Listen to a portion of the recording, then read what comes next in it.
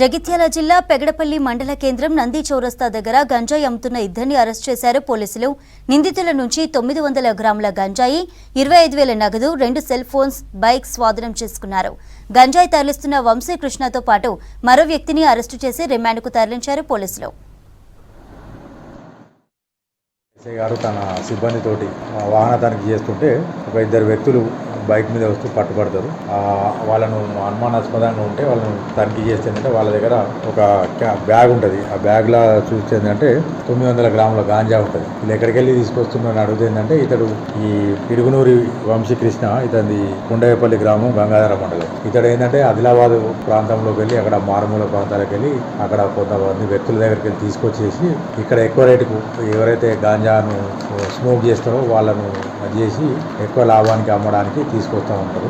గతంలో కూడా ఇతడు 2-3 సార్లు అక్కడ పోయొచ్చును. దాని మీద ఫర్దర్ దర్యాప్తు కొనసాగుతుంది. ఇంకా ఇతని ద్వారా ఎవరైతే ఉన్నారో ఇట్లాంటి చర్యలకు, ఇట్లాంటి గాంజా వ్యాపారం చేసేవాళ్ళు, పెడ్లర్స్, వీళ్ళందరి మీద మేము నిఘా ఉంటుంది. తర్వాత ఈ స్మోకర్స్ కూడా మేము గుర్తించి వాళ్ళ కౌన్సిలింగ్